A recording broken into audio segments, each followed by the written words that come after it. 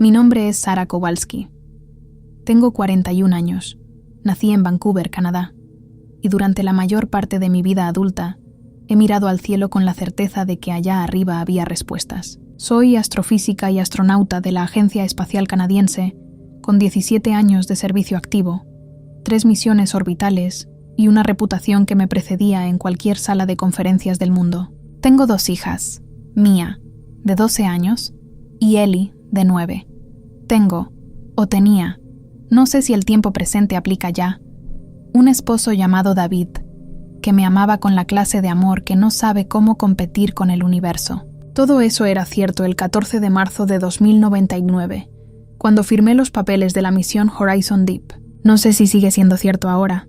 No sé qué soy ahora. Lo que sí sé es que TON 618 no es un agujero negro. Nunca lo fue. La pelea con David empezó 3 semanas antes del lanzamiento, en la cocina de nuestra casa en Ottawa, con el olor a café recién hecho flotando entre nosotros como un testigo incómodo. Era tarde, casi medianoche, y yo tenía los expedientes de la misión esparcidos sobre la mesa mientras él me miraba desde la puerta con esa expresión que había aprendido a temer. La mezcla exacta de amor y agotamiento. 6 años, Sara, dijo, y no fue una acusación. Fue algo peor. Fue una súplica envuelta en resignación. La misión dura 6 años. Mia va a tener 18 cuando regreses. Ellie va a tener 15. No van a ser las mismas niñas. Lo sé, respondí porque era la verdad. ¿Y aún así te vas? No le respondí de inmediato. Miré los números en la pantalla holográfica frente a mí. Las coordenadas de TON 618. El agujero negro supermasivo ubicado en la constelación Canes Venatici, a 10.4 mil millones de años luz de distancia. El objeto más masivo confirmado por la ciencia humana, 66 mil millones de veces la masa del Sol. En teoría, imposible de visitar. En práctica, en 2099, con los motores de curvatura de 5ª generación y la tecnología de hibernación cuántica, apenas posible. Es la oportunidad de mi vida, dije finalmente. La oportunidad de la vida de cualquier ser humano. Nadie ha llegado tan cerca de un objeto de esa masa. Los datos que podemos traer van a redefinir la física tal como la entendemos. David asintió despacio. Luego se fue a la cama sin decir nada más. Las niñas lo tomaron diferente. Mia, la mayor, con su temperamento serio y sus preguntas siempre demasiado adultas, me miró a los ojos y dijo: ¿y si algo sale mal? Le dije que no saldría nada mal. Le mentí. Ellie simplemente lloró abrazada a mi cintura durante 20 minutos y me pidió que le trajera algo del espacio. Le prometí que lo haría. No sé si podré cumplir esa promesa. La nave se llamaba Perseverance Quarter y era la joya de la ingeniería humana en ese momento. 300 metros de longitud, blindaje de metamaterial capaz de resistir radiación extrema, sistemas de inteligencia artificial de 5ª generación integrados en cada subsistema, y capacidad para mantener a 6 tripulantes en hibernación cuántica durante periodos de hasta 4 años. El viaje a TON 618 utilizaría curvatura espacial para comprimir la distancia, pero incluso así requería 3 años de vuelo activo, más periodos de hibernación intercalados. Éramos 6 a bordo. El comandante era el Dr. Hiroshi Tanaka, japonés, 52 años, veterano de 5 misiones interestelares. Una leyenda viviente. La doctora Amara Osei, ganesa, 45 años, bióloga especializada en astrobiología. El ingeniero jefe era Pavel Volkov, ruso, 48 años, con manos que parecían hechas para reparar cosas en condiciones imposibles. La especialista en comunicaciones era Gina Park, coreana, 36 años, con una memoria casi fotográfica para los patrones de señal. Y luego estaba Tomás Reyes, 32 años, colombiano, físico teórico especializado en singularidades y horizontes de eventos. Era el más joven de la tripulación, y según sus expedientes, el más brillante de todos nosotros en términos de matemática pura. Tenía una sonrisa fácil y la costumbre de hablar con las manos, y desde el primer día de entrenamiento conjunto, noté que miraba los datos de TON 618 con una expresión que no era exactamente fascinación científica. Era algo más parecido al miedo. ¿Qué ves ahí que yo no veo?, le pregunté una vez, durante una sesión de revisión de datos en el simulador. Tomás tardó en responder. Señaló una secuencia de números en la pantalla. las lecturas de emisión de radiación de TON 618, capturadas por los telescopios de largo alcance durante los últimos 40 años. ¿Ves este patrón?, dijo. Las emisiones de un agujero negro son caóticas por definición. No hay estructura. La materia cae, se convierte en energía, se emite aleatoriamente desde el disco de acreción. Pero mira esto. Miré. Tardé casi un minuto en verlo, y cuando lo vi sentí algo frío recorriendo mi espalda. Había un patrón, sutil, casi imperceptible entre el ruido de fondo, pero inconfundiblemente repetitivo. Un pulso, un ritmo. Probablemente sea una anomalía en los instrumentos, dije, porque era lo que cualquier científico razonable diría. Lleva 40 años repitiendo la misma anomalía, respondió Tomás, y su voz era completamente plana, con periodicidad creciente, como si se estuviera acelerando. No hablamos de eso de nuevo, pero no lo olvidé.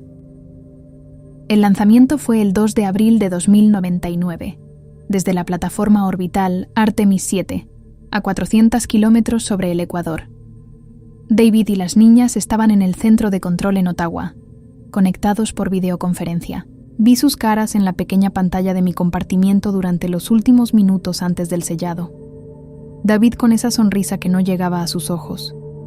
Mia con los brazos cruzados y la mandíbula apretada.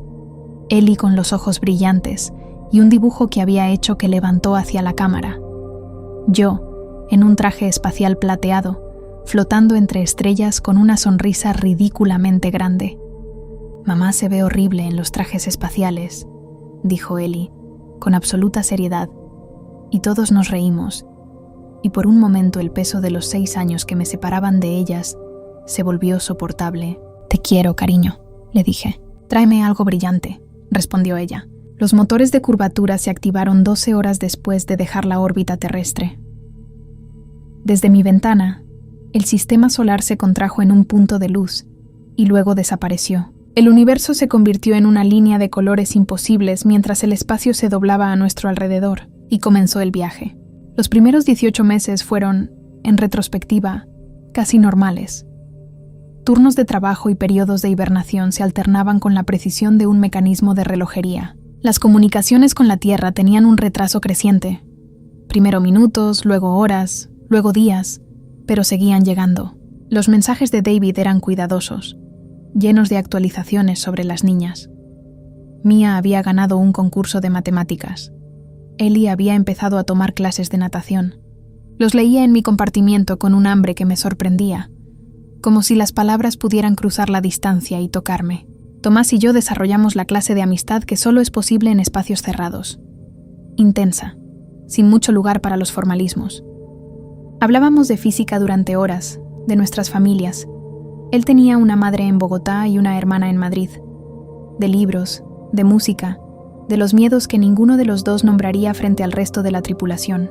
¿Sigues pensando en el patrón?, le pregunté una vez, durante un turno nocturno de monitoreo, cuando los demás dormían. Todos los días, dijo sin vacilar. Estábamos acercándonos a la mitad del trayecto.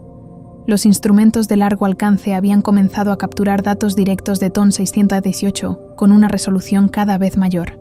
Los datos eran extraordinarios. La masa, la rotación, la geometría del horizonte de eventos, todo consistente con los modelos teóricos. Todo normal. Excepto el patrón. Ahora era inconfundible. No necesitabas entrecerrar los ojos para verlo. No necesitabas buscarlo entre el ruido. Estaba ahí, en las emisiones de radiación, en las fluctuaciones gravitacionales, en los pulsos de energía que emanaban del núcleo en intervalos perfectamente regulares y perfectamente crecientes. El comandante Tanaka lo examinó durante 3 días antes de pronunciarse. Es inconsistente con cualquier modelo de agujero negro conocido, dijo, con la calma de quien ha aprendido a no dejarse llevar por el pánico. Vamos a documentarlo y a reportarlo a la Tierra. El comité científico determinará si justifica alterar los parámetros de la misión. La respuesta de la Tierra tardó 9 días en llegar. El retraso de comunicación para entonces era de 4 días y medio en cada dirección. El mensaje era breve y decepcionante.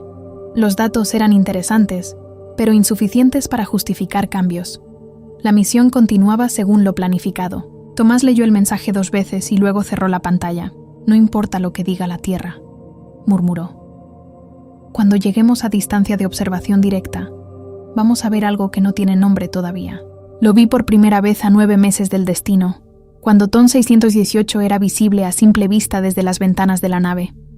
No como una estrella, sino como una ausencia. Un lugar donde la luz se doblaba y desaparecía, rodeado por el halo brillante del disco de acreción, una corona de materia incandescente, girando a velocidades relativistas. Era la cosa más hermosa y más aterradora que había visto nunca. Y se movía. No el disco, no las estrellas alrededor, el centro mismo, la ausencia. Oscilaba. Es la única palabra que tengo para describirlo. Un movimiento lento, casi imperceptible, un balanceo rítmico que no tenía ningún sentido físico.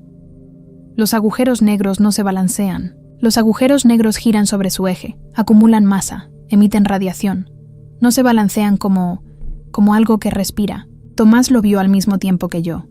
Nuestras miradas se cruzaron y ninguno de los dos dijo nada durante un momento muy largo. Los instrumentos están detectando algo más, dijo finalmente, con una voz que había perdido toda cadencia normal. Sara, las lecturas gravitacionales del núcleo no son consistentes con una singularidad. La distribución de masa es irregular. ¿Irregular cómo? Como si no fuera uniforme, como si hubiera estructura interna. Los agujeros negros no tienen estructura interna. La singularidad es, por definición, un punto de densidad infinita. No hay nada que estructurar. La física que conocemos colapsa en ese punto y deja de aplicar. A menos que lo que estuviéramos mirando no fuera una singularidad. Pasamos los 3 meses siguientes recolectando datos con una intensidad que bordeaba la obsesión. El comandante Tanaka implementó un protocolo de observación de 24 horas, turnos de 2 personas en todo momento, todo registrado, todo transmitido a la Tierra con el retraso inevitable que para entonces era de casi 6 días en cada dirección. Las respuestas de los comités científicos llegaban confusas, contradictorias y con una urgencia creciente que no cuadrada con el tono oficial. Pídanos más datos, amplíen el rango de instrumentos. ¿Pueden confirmar la lectura X? ¿Y la lectura Y?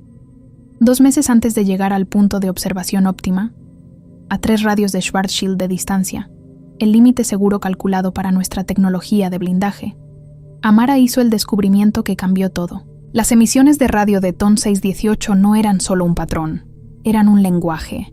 Amara era bióloga, no lingüista, pero había pasado su carrera estudiando los patrones de comunicación de organismos no convencionales, colonias bacterianas, redes de hongos, sistemas neurales distribuidos en organismos sin cerebro centralizado. Tenía un ojo entrenado para reconocer la estructura comunicativa en donde otros veían ruido. Nos reunió a todos en el módulo de análisis a las 3 de la mañana, hora de nave, con los ojos brillantes y las manos temblando ligeramente. Lleva décadas hablando, dijo. O lo que sea que hacen estos pulsos cuando hay alguien escuchando. No hablo de señales dirigidas. Hablo de algo más parecido a metabolismo, a los ritmos internos de un organismo, pero con la complejidad estructural de información codificada. ¿Estás diciendo que es un ser vivo?, preguntó Pavel, con el escepticismo plano de quien ha visto demasiadas cosas para sorprenderse fácilmente. Estoy diciendo que las lecturas son consistentes con esa hipótesis de una manera que ningún modelo de agujero negro puede explicar, respondió Amara.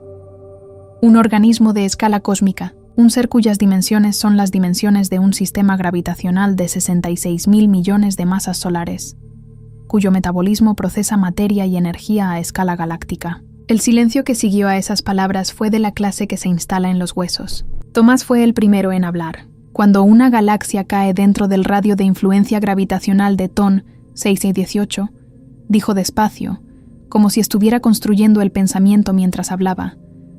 Las estrellas se dispersan, el núcleo es absorbido, la materia se convierte en energía. Lo hemos llamado captura gravitacional y lo hemos modelado como un proceso físico neutro. Pero si esto es correcto, está comiendo, completé yo, y mi propia voz me sonó extraña. Ha estado comiendo galaxias completas. Tiene que llevar haciéndolo desde hace 1.000 millones de años, tal vez más. La mirada del comandante Tanaka recorrió la sala. Seguimos el protocolo, dijo. Documentamos, transmitimos, Continuamos la aproximación según lo planificado. No tomamos decisiones unilaterales. Nadie protestó. Pero esa noche, en mi compartimiento, redacté un mensaje para David que tardé 4 horas en escribir y que al final no envié. No sabía cómo poner en palabras lo que sentía. No exactamente miedo, no exactamente maravilla, sino algo que estaba entre los dos y que no tenía nombre en ningún idioma humano. Lo que ocurrió cuando llegamos al punto de observación óptima no está en ningún protocolo de crisis. No podría estarlo. Nadie en la Tierra lo había anticipado porque nadie en la Tierra había estado aquí antes, a esta distancia, con esta resolución, mirando esto de frente. Cuando cruzamos el umbral del tercer radio de Schwarzschild, los instrumentos enloquecieron durante 47 segundos. No dejaron de funcionar. Funcionaron en exceso. Todos los sensores registraron simultáneamente lecturas máximas en todos los rangos, como si algo hubiera saturado todos nuestros sistemas de detección al mismo tiempo, como si el universo mismo hubiera gritado en todas las frecuencias a la vez, y luego se calmaron, y pudimos ver. El horizonte de eventos de TON 6 y 18 no era una frontera, era una membrana, una superficie viva, si esa palabra tiene algún sentido aplicada a algo de esa escala, que pulsaba con una regularidad que ahora reconocíamos como respiración. El disco de acreción no giraba de manera uniforme, sino en patrones complejos, helicoidales, que Amara identificó de inmediato como fractales biológicos.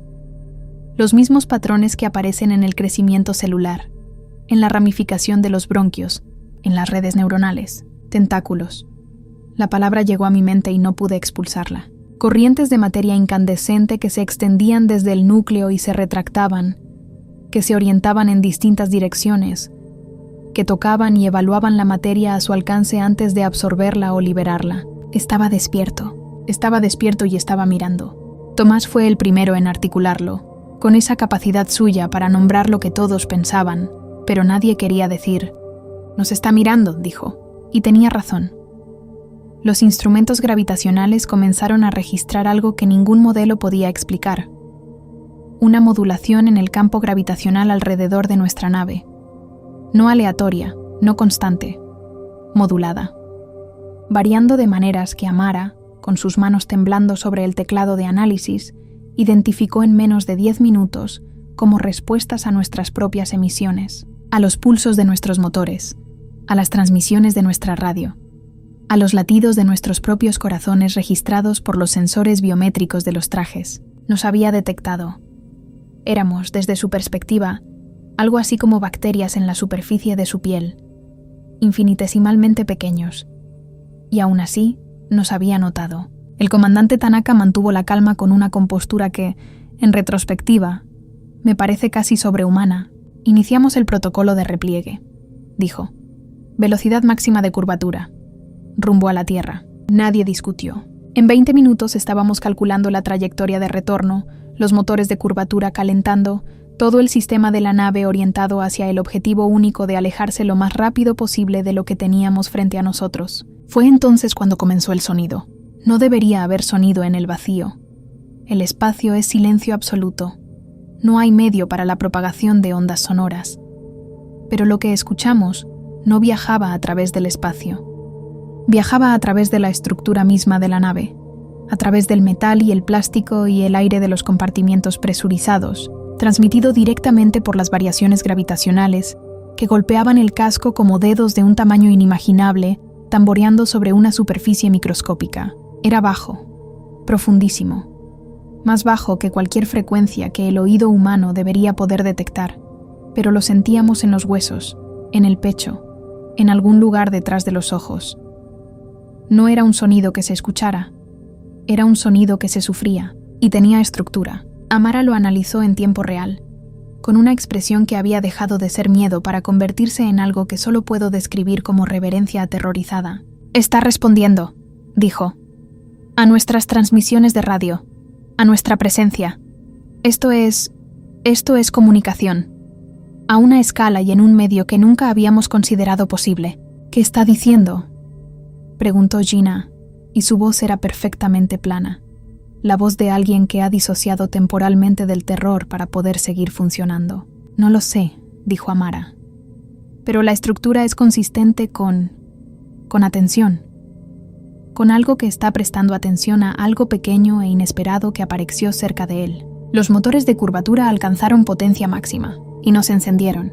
Pavel lo intentó 3 veces, con la metodología sistemática de un ingeniero que ha pasado 20 años resolviendo problemas en condiciones extremas. El diagnóstico del sistema era perfecto. Combustible al 100%, sistemas de ignición funcionando, geometría de curvatura calculada correctamente.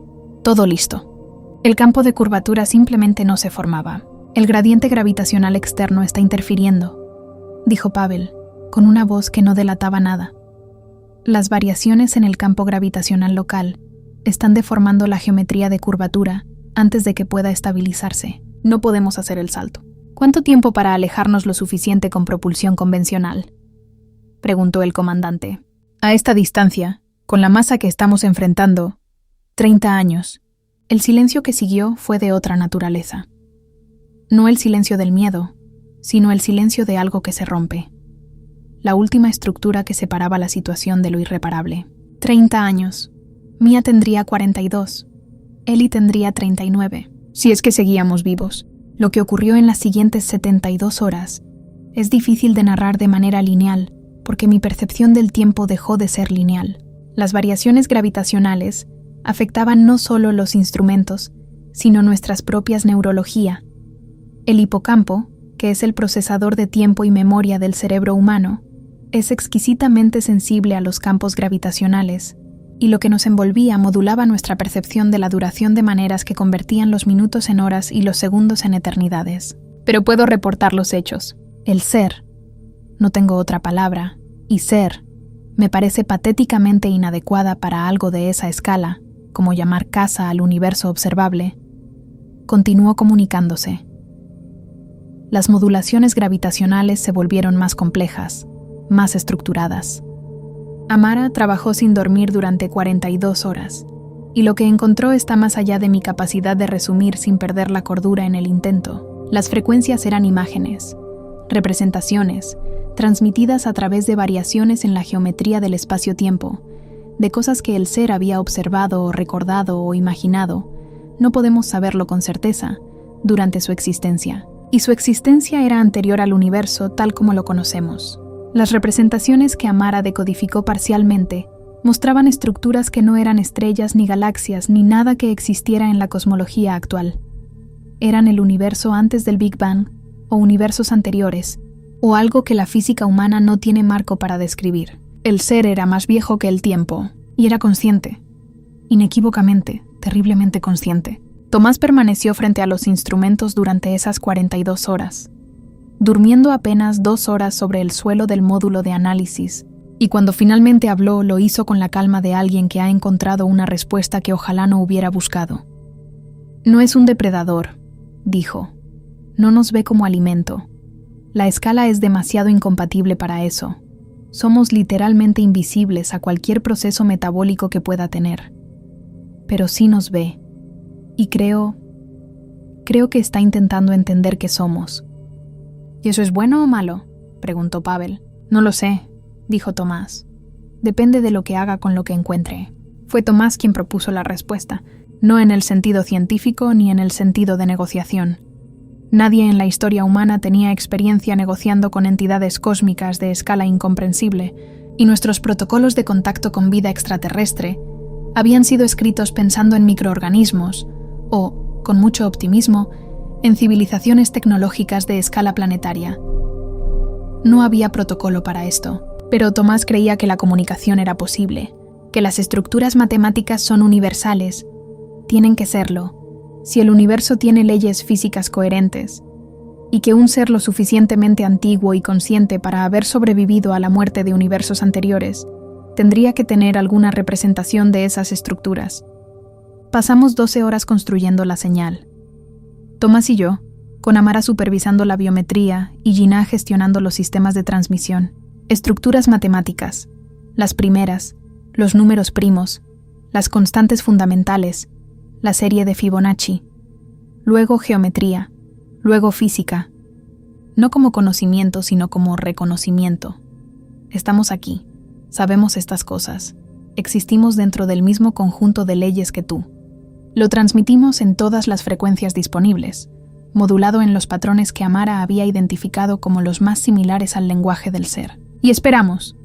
La respuesta tardó 4 horas en llegar, y cuando llegó, Gina sangró por la nariz, y Amara perdió el conocimiento durante 3 minutos, y Tomás se quedó rígido frente a los instrumentos con los ojos abiertos, y la respiración detenida durante un periodo que Pavel cronometró en 21 segundos antes de intervenir. Yo fui la única que lo procesé en tiempo real, y no sé si eso me hace afortunada o simplemente diferente de maneras que todavía no entiendo del todo. Lo que el ser transmitió no era información en ningún sentido ordinario, era reconocimiento. Era el equivalente cósmico de un ser de tamaño inconcebible, inclinándose para examinar una mota de polvo y descubrir, con algo que podría ser sorpresa, que la mota de polvo miraba de vuelta. Éramos pequeños.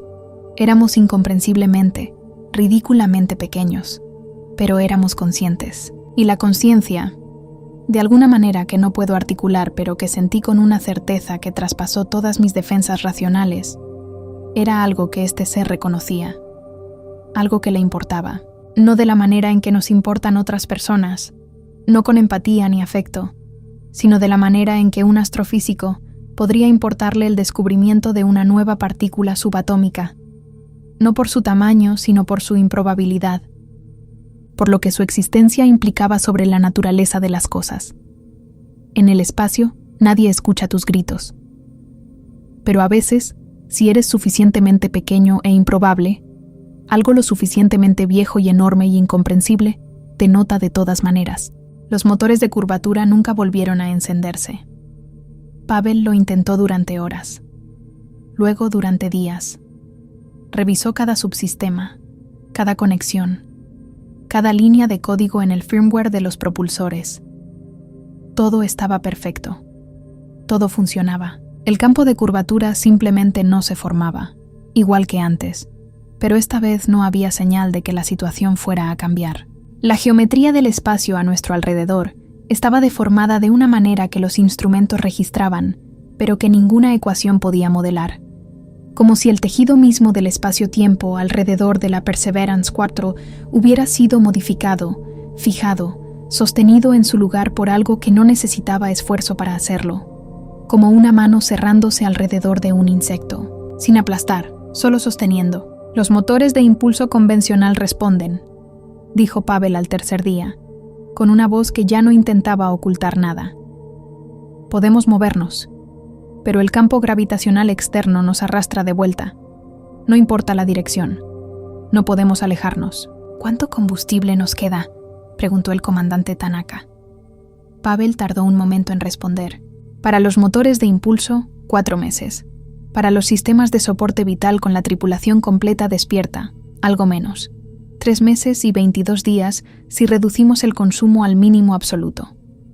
Con hibernación cuántica podríamos extenderlo, pero los sistemas de hibernación requieren energía estable, y con estas fluctuaciones gravitacionales el riesgo de fallo es no recomendable. 3 meses y 22 días. El comandante Tanaka cerró los ojos durante un segundo. Solo uno. Luego los abrió, y su expresión era exactamente la misma de siempre. Transmitimos nuestra posición y situación a la Tierra, dijo. Protocolo de emergencia alfa, y seguimos trabajando. El mensaje tardó 6 días en llegar. La respuesta, otros 6. 12 días para recibir lo que ya sabíamos, que no había rescate posible a esta distancia, que ninguna tecnología existente en 2099 podía enviar una nave hasta aquí en menos de años, que estábamos solos de una manera que hacía que la palabra solos pareciera insuficiente. Lo que la Tierra sí hizo fue no cortar la comunicación. Los mensajes siguieron llegando, cada 12 días de ida y vuelta, con una regularidad que se convirtió en el único ritmo externo al que podíamos aferrarnos. El comité científico quería datos. La Agencia Espacial Canadiense me enviaba mensajes personales, y David me escribía todos los días, aunque supiera que sus palabras tardarían casi 2 semanas en llegar y que mi respuesta tardaría otras 2 en volver a él. Leí su primer mensaje sentada en el suelo de mi compartimiento, con la espalda contra la pared fría del casco, con las rodillas contra el pecho. Sara, Sé que los tiempos de respuesta son lo que son. Sé que para cuando leas esto ya habrán pasado días, pero necesitaba escribirte de todas formas. Las niñas están bien. Mia pregunta por ti todos los días. Ellie dibujó otra versión de ti en el traje espacial, esta vez con la nave de fondo. Te ves un poco más realista que la última vez. Solo quería que lo supieras. Te amamos. Vuelve. No le respondí de inmediato. No podía. Las palabras se negaban a formarse porque cualquier cosa que escribiera sería una mentira o una crueldad, y no sabía cuál de las dos sería peor. Fue Tomás quien me encontró 3 horas después, todavía en el suelo, con la pantalla apagada en las manos. Se sentó a mi lado sin decir nada. Durante un rato largo los dos miramos la misma pared gris del compartimiento. ¿Crees que sabe lo que está haciendo?, dije finalmente. ¿La criatura? ¿Sabe que nos tiene atrapados? Tomás pensó durante un momento. Creo que la distinción entre saber y no saber probablemente no aplica a algo de esa escala de la manera en que la aplicamos nosotros, dijo. Es como preguntarse si el océano sabe que tiene una corriente. Las cosas simplemente son como son. Nosotros caímos en su radio de influencia, y ahora estamos aquí. ¿Y cuando las provisiones se acaben? No respondió de inmediato. No necesitaba hacerlo. Lo que nos esperaba era tan simple como brutal. Cuando el soporte vital fallara, cuando el oxígeno se agotara o la temperatura cayera, o la energía de los sistemas críticos llegara a 0, moriríamos. Y nuestros cuerpos, y los restos de la nave, y todo lo que alguna vez fuimos permanecería aquí, atrapado en este punto del espacio, a 3 radios de Schwarzschild, de algo que no tenía nombre, girando lentamente hacia el horizonte de eventos a lo largo de décadas o siglos, hasta que la gravedad nos consumiera. Seríamos parte de él, parte de su metabolismo. Parte de ese proceso enorme e impersonal que había devorado galaxias enteras durante miles de millones de años y que ahora nos había notado por razones que nunca entenderíamos del todo y que nos sostendría aquí mientras duráramos y que luego nos absorbería sin esfuerzo y sin que eso significara nada para él, como nosotros respiramos sin pensar en las bacterias que morimos al inhalar. «Escríbele a David», dijo Tomás después de un rato. «Dile la verdad. No toda de golpe, pero dísela». «¿Cómo le digo esto a mis hijas?» «No lo sé», admitió. «Pero el tiempo que queda es real.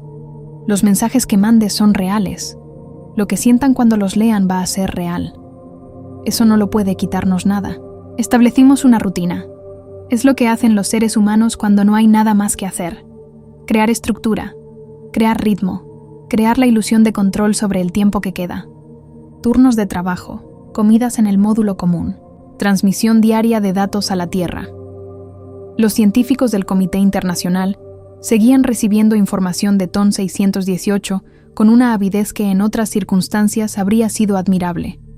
En estas, tenía algo de obsceno. Periodos de descanso.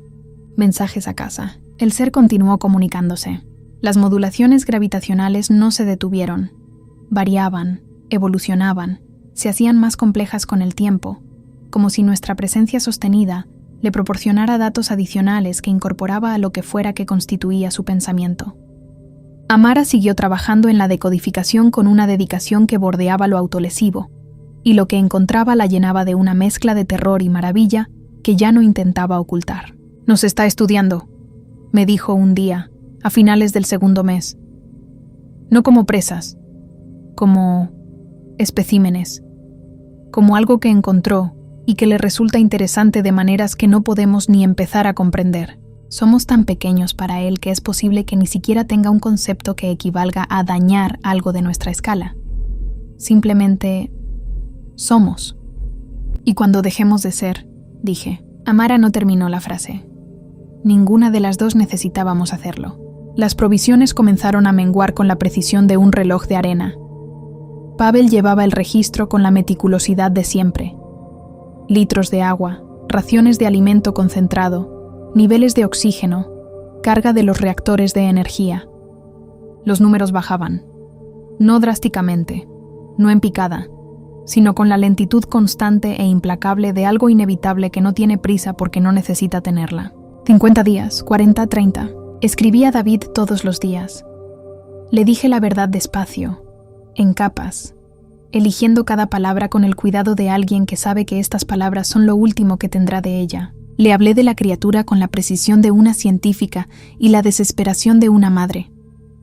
Le pedí que les dijera a las niñas que las amaba más que a cualquier cosa en el universo conocido o desconocido. Le pedí que les contara, cuando fueran mayores, no solo lo que encontramos, sino por qué vine. Porque quería saber. Porque siempre quise saber. Porque desde niña miré el cielo con la certeza de que ahí arriba había respuestas. Y resulta que tenía razón. Solo que las respuestas eran más grandes y más aterradoras de lo que nadie habría podido anticipar. Su última respuesta llegó hace 11 días. Me decía que Eli había pegado su dibujo de la nave en la puerta de su cuarto. Que Mia había empezado a estudiar física. Que él me amaba con la clase de amor que no sabe cómo competir con el universo, pero que tampoco necesita hacerlo, porque el universo y él no son rivales, son simplemente cosas distintas, y él es la cosa que espera en la cocina con el café encendido. Leí ese mensaje 4 veces. Luego lo guardé en el archivo de datos de mayor prioridad de la nave, el que Pavel configuró para transmisión automática a la Tierra, en caso de que los sistemas de comunicación fallen antes que el resto. Escribo esto en el día 102 desde que quedamos inmovilizados. Las provisiones se acaban en 17 días. Pavel nos lo dijo esta mañana, con esa voz suya que no revela nada. Y nadie protestó ni preguntó si había alguna alternativa que no hubiéramos explorado. Ya no hay alternativas. Ya las exploramos todas. El sonido sigue ahí. Ese bajo profundísimo que no se escucha sino que se sufre. Ese pulso que viene del horizonte de eventos y viaja a través del metal de la nave y se asienta en los huesos. Me he acostumbrado a él de la manera en que supongo que uno se acostumbra a cualquier cosa si no tiene opción. Ya no me provoca pánico. Ya no provoca nada en realidad, excepto una especie de reconocimiento resignado. Ahí estás. Sigues ahí. Tomás está en el módulo de observación. Ha estado pasando la mayor parte del tiempo allí estas últimas semanas, mirando el horizonte de eventos con una expresión que ya no sé cómo clasificar. Ayer me senté con él durante horas y ninguno de los dos habló. No hizo falta. El comandante Tanaka sigue dando órdenes y llevando el registro del protocolo con una fidelidad que a estas alturas es más un acto de dignidad que de utilidad práctica. Lo respeto por eso. Lo respeto profundamente. Amara terminó su análisis hace 3 días y transmitió el informe completo a la Tierra. Me dijo que era el trabajo más importante de su vida y que ojalá hubiera podido presentarlo en persona. Le dije que lo haría a través de nosotros, que sus datos vivirían en la Tierra aunque nosotros no pudiéramos. Gina no ha dicho mucho. Está escribiendo. No sé qué. Pavel reparó esta mañana un sensor de temperatura que no necesitaba reparación. Lo hizo durante 4 horas. No le pregunté por qué. 17 días. Luego el oxígeno caerá por debajo del umbral mínimo. Luego la temperatura.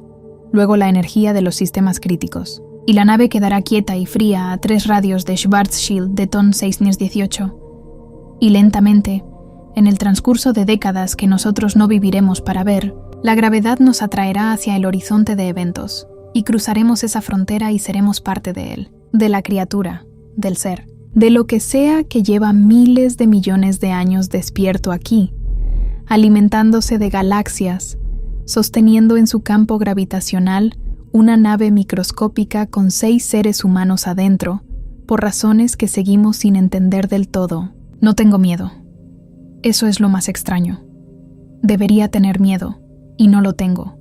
O quizás ya pasé por el miedo y llegué al otro lado, y lo que hay al otro lado del miedo absoluto es una especie de claridad terrible y limpia. Pienso en Mia y en Eli, en David con el café encendido, en Ottawa en marzo con la nieve en el suelo, en la pregunta que Mia me hizo antes de que me fuera. ¿Y si algo sale mal? Le dije que no saldría nada mal. Lo siento, mi amor. Lo siento tanto. Pero también pienso en esto. Estuvimos aquí. 6 seres humanos en una nave de 300 metros. Llegamos a 3 radios de Schwarzschild, de la cosa más grande y más antigua que existe en el universo observable. Y la miramos. Y ella nos miró de vuelta. Y durante un tiempo que la historia recordará, aunque nosotros no podamos, fuimos parte del único intercambio entre la conciencia humana y algo que no tiene nombre en ningún idioma que hayamos inventado. Eso ocurrió. Es real.